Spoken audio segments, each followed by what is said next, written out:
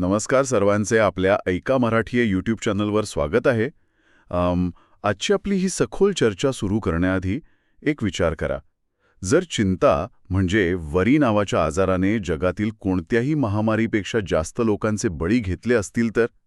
हे खरंच भयानक आहे. आणि बघ ना, यावरचा उपाय कोणत्याही मेडिकल दुकानात किंवा हॉस्पिटलमध्ये मिळत नाही, तर तो मानवी विचार पद्धतीत दडलेला असेल तर? म्हणूनच आजच्या या डीप डाईव्हमध्ये आपण डेल कार्नेगी यांचा how to stop worrying and start living मधील सर्वात पॉवरफुल आयडियाज समजून घेणार आहोत. नक्कीच. आणि म्हणजे कसं आहे, डेल कार्नेगी यांचं हे पुस्तक वरवर पाहता एखाद्या सामान्य सेल्फ हेल्प पुस्तकासारखं वाटू शकतं. पण खरं तर तसं अजिबात नाहीये. चिंता करू नका, आनंदी रहा, असा एखादा पोकळ सल्ला या पुस्तकात दिलेला नाही. हो, म्हणजे फक्त मोटिवेशन नाहीये यात. अगदी बरोबर. या पुस्तकामागची मेहनत थक्क करणारी आहे.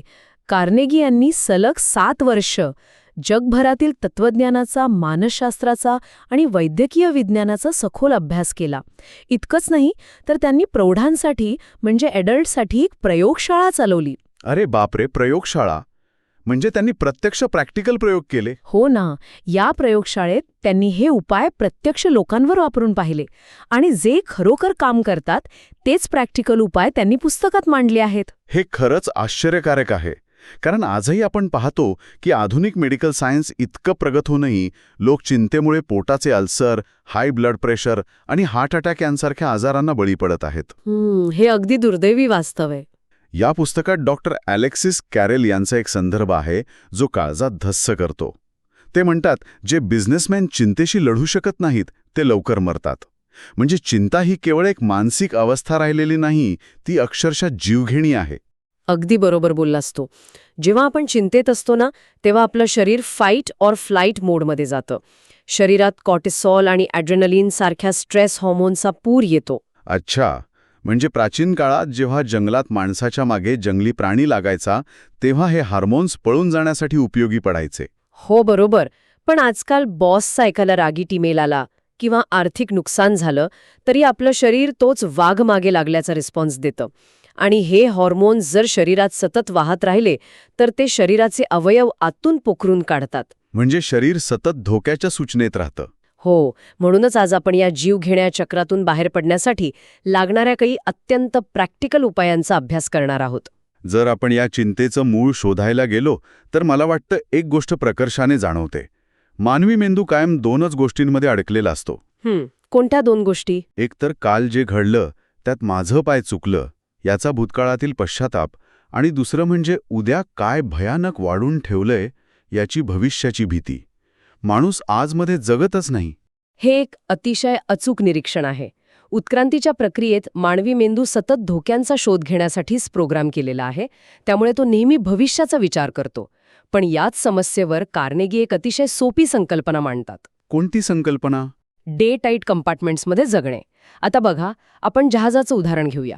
मोठ्या जहाजांच्या तळाशी वॉटरटाईट कंपार्टमेंट्स बनवलेले असतात. अच्छा, म्हणजे पाणी आत येऊ नये म्हणून केलेले कप्पे. अगदी बरोबर. समजा जहाजाचा एखादा भाग खडकावर आपटून फुटला आणि त्यात पाणी शिरू लागलं तर कॅप्टन एक बटन दाबतो आणि ते विशिष्ट कप्पे पूर्णपणे सील होतात. त्यामुळे जहाजाच्या इतर भागात पाणी शिरत नाही आणि जहाज बुडण्यापासून वाचतं. वाह! म्हणजे कार्नेगी म्हणतात की माणसानेही स्वतःच्या आयुष्यात असेच डे टाईट कंपार्टमेंट्स बनवायला हवेत. हो. कालचे दरवाजे म्हणजे भूतकाळात जे घडलंय ते, आणि उद्याचे दरवाजे म्हणजे भविष्यात जे घडणार आहे ते पूर्णपणे बंद करून टाकायचे. आणि फक्त आजच्या दिवसाच्या सुरक्षित कप्प्यात राहायचं. नक्कीच. याचं एक उत्तम उदाहरण पुस्तकात दिलं आहे, ते म्हणजे सर विल्यम ऑस्लर यांचं. ते एक अत्यंत प्रसिद्ध डॉक्टर होते. पण जेव्हा ते वैद्यकीय विद्यार्थी होते ना, तेव्हा ते भविष्याच्या चिंतेने प्रचंड ग्रस्त असायचे. म्हणजे माझी परीक्षा पास होईल का, पुढे जाऊन प्रॅक्टिस चालेल का, असे विचार? हो, तसंच. माझ्याकडे पेशंट्स येतील का, अशा अनेक प्रश्नांनी त्यांना घेरलं होतं. या अज्ञात भीतीमुळे त्यांच्या आजच्या अभ्यासावर खूप गंभीर परिणाम होत होता. हे तर अगदी प्रत्येकाच्या आयुष्यात कधी ना कधी घडतंच. मग त्यांनी या चक्रातून मार्ग कसा काढला? त्यांनी एक अतिशय महत्त्वाचा निर्णय घेतला. भविष्यात काय होईल याचा विचार करून घाबरून जाण्यापेक्षा फक्त आजच्या दिवसात जे काही काम आहे ते काम सर्वोत्तम करण्यावर त्यांनी सगळं लक्ष केंद्रित केलं. म्हणजे त्यांनी उद्याच्या चिंतेचे दरवाजे पूर्णपणे बंद केले. हो, आणि याच एका सवयीमुळे ते पुढे जाऊन त्यांच्या काळातील सर्वात यशस्वी डॉक्टर बनले. इथे मी थोडं थांबवेन. ही संकल्पना ऐकायला खूप छान वाटते, पण प्रॅक्टिकली विचार केला तर भविष्याचं प्लॅनिंग करणं हे तर शहाणपणाचं लक्षण मानलं जातं ना. हा, बरोबर आहे तुझा मुद्दा. म्हणजे जसं एखाद्या प्रवासाला जाताना आपण आधीच रिझर्वेशन करतो, तिकीट काढतो. जर उद्याची तयारीच केली नाही तर माणूस अचानक येणाऱ्या संकटांना कसा सामोरा जाईल? फक्त आजचा विचार करा हे थोडं बेजबाबदारपणाचं वाटत नाही का? हा एक अतिशय महत्वाचा प्रश्न आहे आणि तिथेच अनेकांचा गोंधळ उडतो. कार्नेगी हे अजिबात म्हणत नाहीत की भविष्याचं प्लॅनिंग करू नका. अच्छा, मग नेमका फरक काय आहे? प्लॅनिंग करणं आणि चिंता करणं यात जमीन-आसमानाचा फरक आहे. उद्याच्या प्रवासासाठी तिकीट काढणं, हॉटेल बुक करणं हे कन्स्ट्रक्टिव्ह प्लॅनिंग झालं. आणि चिंता म्हणजे काय? माझी ट्रेन रुळावरून घसरली तर काय होईल? मला हॉटेलमध्ये चांगली रूम मिळाली नाही तर काय होईल? या विचारांनी रात्रीची झोप उडवणं ही चिंता झाली. म्हणजे विचार करणं गरजेचं आहे, पण त्या विचारांच्या भोवऱ्यात अडकून घाबरणं चुकीचं आहे. अगदी तंतोतंत. डेल कार्नेगी स्पष्ट करतात की रात्री झोपण्यापर्यंत फक्त आजच्या 24 तासांचा विचार करा. आजचे काम आजच पूर्ण करा. म्हणजे उद्याच्या दिवसाची उत्तम तयारी करण्याचा मार्ग म्हणजे आजचं काम सर्वोत्तम पद्धतीने करणं. अगदी बरोबर. हा मुद्दा नक्कीच पटण्यासारखा आहे. पण समजा एखाद्याने हे डे टाईट कंपार्टमेंट वापरलं आणि तो आजच्या दिवसात जगतोय, पण जर आजच्याच दिवसात एखादं भयंकर मोठं संकट उभं राहिलं असेल तर काय करायचं? माणूस एकदम कोलमडून जातो ना. हो, अशा क्रायसिसच्या परिस्थितीसाठी पुस्तकात विलिस एच कॅरियर यांचा एक मॅजिक फॉर्म्युला सांगितला आहे. कॅरियर म्हणजे तेच ना ज्यांनी एअर कंडिशनिंगचा शोध लावला? हो, तेच प्रसिद्ध इंजिनियर. त्यांच्या या 3 पायऱ्यांच्या फॉर्म्युलाने अनेक लोकांचे प्राण, व्यवसाय आणि मानसिक संतुलन वाचवले आहे. काय सांगता? असा कोणता फॉर्म्युला आहे ज्याने इतका मोठा प्रभाव पाडला? जेव्हा एखादं मोठं संकट समोर येतं तेव्हा पहिली पायरी आहे घाबरून न जाता स्वतःला विचारणे, सर्वात वाईट काय होऊ शकतं. What is the worst that कुड हॅपन? हो. दुसरी पायरी म्हणजे ते सर्वात वाईट जे काही असेल ते घडणारच आहे असं गृहीत धरून ते मानसिकदृष्ट्या स्वीकारण्याची तयारी करा. अच्छा, म्हणजे मेंटल एक्सेप्टन्स. आणि तिसरी पायरी? तिसरी पायरी म्हणजे एकदा का ते सर्वात वाईट स्वीकारलं की मग ते परिणाम कसे सुधारता येतील यावर शांतपणे काम करायला सुरुवात करा. पण एक सेकंड, सर्वात वाईट स्वीकारणं हे नैराश्याकडे नेणारं ठरू शकतं ना? आजकाल सगळे म्हणतात की नेहमी पॉझिटिव्ह विचार करा. मग स्वतःहून वाईट होणारच आहे असं स्वीकारल्याने उमेदच संपून जाणार नाही का? वरवर पाहता तसं वाटू शकतं, पण सायकोलॉजिकल दृष्ट्या हे अगदी उलट काम करतं. ते कसं काय? जेव्हा आपण संकटात असतो तेव्हा आपण धोक्यात असल्यासारखे चाचपडत असतो. असं होईल का, तसं होईल का, या अज्ञात भीतीमुळे मेंदू पॅनिक होतो. हां, म्हणजे नेमका धोका काय आहे हेच माहीत नसतं. हो, पण जेव्हा आपण सर्वात वाईट काय होईल हे स्पष्टपणे पाहतो आणि ते स्वीकारतो तेव्हा आपण ती अज्ञात भीती मारून टाकतो. आपण एका वास्तवाच्या भक्कम जमिनीवर उभे राहतो. कॅरियर यांनी हा फॉर्म्युला स्वतःच्या आयुष्यात कसा वापरला होता? त्यांच्या कंपनीने एका गॅस क्लिनिंग प्लांटमध्ये $20,000ची गुंतवणूक केली होती. ती एक प्रचंड मोठी रक्कम होती, पण तो प्रोजेक्ट फेल जाण्याची शक्यता निर्माण झाली. बापरे, म्हणजे कंपनीचं मोठं नुकसान. हो, कॅरियर यांच्यावर प्रचंड दडपण आलं. त्यांना झोप येईना, आरोग्यावर गंभीर परिणाम होऊ लागला. मग त्यांनी हा फॉर्म्युला वापरला. त्यांनी स्वतःला विचारलं की सर्वात वाईट काय होईल? बरोबर. त्यांनी विचार केला की कुणी मला तुरुंगात तर टाकणार नाही. फार तर काय होईल, हे $20,000 पूर्णपणे बुडतील आणि मला या नोकरीतून काढून टाकलं जाईल. पण नोकरी जाणं आणि इतकं नुकसान होणं हे पचवणं खूप कठीण आहे. होय, पण त्यांनी ती दुसरी पायरी वापरली. त्यांनी हे नुकसान मनाने स्वीकारलं. माझी नोकरी गेली आणि पैसे बुडाले असं त्यांनी गृहीत धरलं. आणि मग काय झालं? आश्चर्याची गोष्ट म्हणजे ज्या क्षणी त्यांनी ते स्वीकारलं त्या क्षणी त्यांची सर्व धडधड आणि चिंता गायब झाली. त्यांना शांत झोप लागली, कारण लढायला कोणताही अदृश्य शत्रू नव्हता. वाह, मला इथे एक अॅनालॉजी सुचते. हे अगदी एका स्प्रिंगसारखं आहे. जेव्हा आपण काळजीत असतो तेव्हा आपण हवेत कुठेतरी खाली पडत असतो, पण एकदा का आपण तळाला गेलो की स्प्रिंग पूर्णपणे दबली जाते आणि मग तिथून उसळी मारून वर येण्याशिवाय दुसरा मार्गच नसतो. अगदी तसंच तळाला गेल्यावर पायाला एक भक्कम जमीन मिळते. अतिशय उत्तम उदाहरण. आणि पायाला जमीन मिळाल्यावर कॅरियर यांनी तिसरी पायरी वापरली.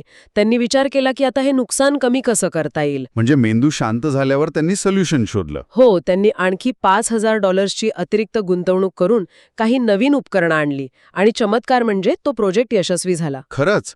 म्हणजे नुकसान टळलं? नुकसान तर दूरच, त्यांनी कंपनीला $15,000चा निव्वळ नफा करून दिला. जर ते चिंतेतच राहिले असते तर त्यांना हा उपाय कधीच सुचला नसता.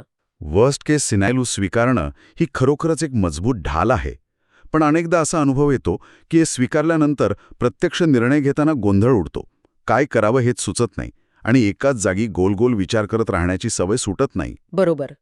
आणि यावर कार्नेगी अतिशय स्पष्टपणे सांगतात की जगातील 50% चिंता या फक्त अपुऱ्या माहितीमुळे असतात. Lack of facts. हो, आपण पूर्ण माहिती मिळवण्याआधीच निष्कर्षावर उडी मारतो. जेव्हा मेंदूकडे स्पष्ट माहिती नसते तेव्हा तो वेगवेगळ्या भयानक शक्यता निर्माण करतो. मग यावर काय उपाय आहे? कागद आणि पेन घेऊन समस्येचं विश्लेषण करणं म्हणजे get the facts and analyse हा यावरचा सर्वात रामबाण उपाय आहे. म्हणजे नुसतं डोक्यात विचार करण्यापेक्षा प्रत्यक्ष कागदावर लिहून काढल्याने फरक पडतो. नक्कीच. कारण डोक्यात विचार करताना भावनांचे अडथळे येतात. यासाठी पुस्तकात गॅलन लिचफील्ड यांचे एक थरारक उदाहरण आहे. कोण होते हे लिचफील्ड? ते दुसऱ्या महायुद्धाच्या काळात शांघायमध्ये एका कंपनीचे मॅनेजर होते. जपान्यांनी शांघायवर ताबा मिळवला होता. लिचफील्ड यांच्या एका चुकीमुळे जपानी ॲडमिरल त्यांच्यावर चिडला होता. बापरे, म्हणजे थेट मिलिटरीचा धोका? हो, त्यांना गुप्त बातमी मिळाली की रविवारी त्यांच्यावर कारवाई होणार आहे आणि जपानी सैन्य त्यांना टॉर्चर चेंबरमध्ये पाठवणार आहे, जिथून कोणीही जिवंत परत येत नसे. अरे देवा, ही तर साक्षात मृत्यूची भीती आहे. अशावेळी एखादा माणूस कसा डोकं शांत ठेवू शकतो? मेंदूतला अमिगडाला तर धोक्याचे सिग्नल देऊन पूर्ण शरीर हायजॅक करत असेल. आणि तिथेच लिचफील्ड यांनी त्यांच्या मनावर ताबा मिळवला. ते घाबरून पळत सुटले नाहीत. त्यांनी एका कागदावर स्वतःला 4 प्रश्न विचारले. कोणते 4 प्रश्न? पहिला अडचण नेमकी काय आहे? दुसरं अडचण निर्माण होण्याचं मुख्य कारण काय आहे? तिसरं, यावर संभाव्य उपाय काय आहेत? आणि चौथा, यातील सर्वोत्तम उपाय कोणता? पण मला सांगा, जेव्हा जीवावर बेतलेली असते तेव्हा ऑब्जेक्टिव्हली म्हणजे तटस्थपणे फॅक्ट्स कसे गोळा करणार? अशावेळी आपली भीती आडवी येतेच ना? हाच तर खरा मास्टर स्ट्रोक आहे. कार्नेगी सांगतात की जेव्हा आपण फॅक्ट्स गोळा करत असतो तेव्हा अशी कल्पना करायला हवी की आपण स्वतःसाठी नाही तर दुसऱ्या कुणासाठी तरी ही माहिती गोळा करत आहोत. म्हणजे एखाद्या वकिलासारखं तटस्थ राहून समस्येचे दोन्ही बाजूंचे फॅक्ट्स लिहायचे? अगदी बरोबर. लिचफील्ड यांनी कागदावर संभाव्य उपाय लिहिले. पळून जावं का? जापानी अधिकाऱ्याला समजावावं का? लपून बसावं का की सोमवारी नेहमीप्रमाणे ऑफिसला जावं? या सर्व पर्यायांचा विचार केल्यावर त्यांनी काय निर्णय घेतला? त्यांनी लॉजिकली विचार केला की पळून गेलो आणि पकडलो गेलो तर थेट गोळी घालतील, लपून बसलो तरी सापडणारच. शेवटी त्यांनी निर्णय घेतला की सोमवारी नेहमीप्रमाणे ऑफिसला जाणं हाच सर्वोत्तम उपाय आहे. पण त्यातही धोका होताच ना? हो, पण त्यांनी विचार केला की कदाचित तोपर्यंत जपानी अधिकाऱ्याचा राग शांत होईल किंवा तो विसरून जाईल. आणि खरंच तसंच झालं. काय सांगता? तो अधिकारी विसरला? हो, जपानी ॲडमिरलला दुसऱ्या कामाची इतकी घाई होती की तो लिचफील्ड यांच्याकडे लक्ष देऊ शकला नाही आणि त्यांचा जीव वाचला. म्हणजे जर त्यांनी हे कागदावर लिहिलं नसतं तर ते पॅनिक होऊन पळून गेले असते आणि मारले गेले असते. हा टेकअवे खूपच प्रॅक्टिकल आहे. कोणत्याही समस्येवर नुसता गोल गोल विचार करत बसण्यापेक्षा हे प्रश्न कागदावर लिहून काढा. हो, कागदावर लिहिल्यानं आपल्या मेंदूला एक व्हिज्युअल मॅप मिळतो आणि अर्धी चिंता तिथेच संपते. पण बघ, हे सर्व उपाय ऑफिसमध्ये किंवा संकटाच्या वेळी काम करतात. पण जेव्हा दिवस संपतो, माणूस घरी येतो आणि सोफ्यावर शांत रिकामा बसतो, तेव्हा ही चिंता दुप्पट वेगाने परत येते. संध्याकाळच्या शांततेत ती जास्त डोकं खाते. या रिकाम्या वेळेत येणाऱ्या चिंतेवर डील कार्नेगी एक अतिशय प्रभावी तत्व सांगतात. Keep busy to crowd out worry. म्हणजे स्वतःला कामात इतकं व्यस्त ठेवा की चिंतेला डोक्यात राहायला जागा उरणार नाही. रिकामं डोकं सैतानाचं घर असं जे म्हणतात तेच नाही. हो, यामागे लॉ ऑफ सबस्टिट्यूशन हे वैज्ञानिक तत्व आहे. कसं काम करतं हे तत्व? अगदी सोप्या भाषेत सांगायचं तर मानवी मेंदूच्या प्रीफ्रंटल कॉर्टेक्सची क्षमता मर्यादित असते. तो एकाच वेळी 2 वेगवेगळ्या भावनांवर फोकस करू शकत नाही. म्हणजे कोणतीही व्यक्ती एकाच वेळी खळाळून हसत आणि अत्यंत दुःखी असू शकत नाही. अगदी तसंच. त्यामुळे जेव्हा माणूस पूर्ण लक्ष केंद्रित करून एखादं काम करतो, मग ते एखादं कोडं सोडवणं असो, बागकाम असो किंवा शारीरिक कष्टाचं काम असो, तेव्हा मेंदूकडे चिंतेचे विचार प्रोसेस करण्यासाठी बँडविड्थच शिल्लक राहत नाही. वाह, ही कन्सेप्ट अगदी एखाद्या ग्लासमध्ये पाणी भरण्यासारखी आहे.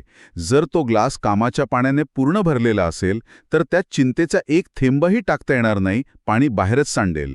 अगदी तंतोतंत. शिकागोमधल्या एका गृहिणीचं उदाहरण यावर प्रकाश टाकतं.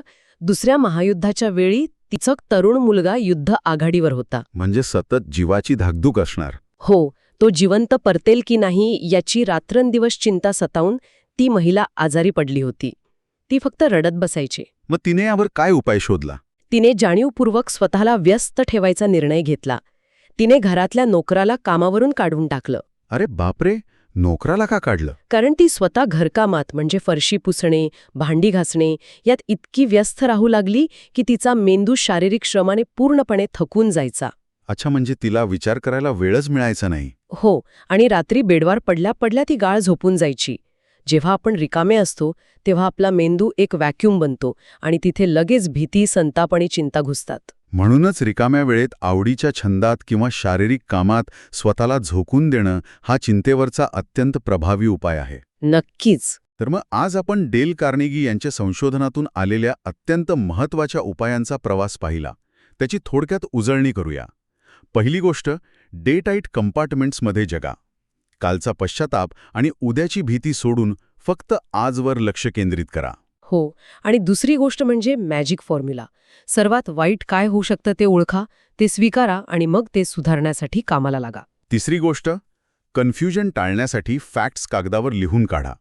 वकिलासारखं तटस्थ राहून निर्णय घ्या. आणि चौथी गोष्ट, स्वतःला कामात इतकं व्यस्त ठेवा की चिंतेला बँडविड्थच राहणार नाही. हे सर्व उपाय खूप प्रभावी आहेत.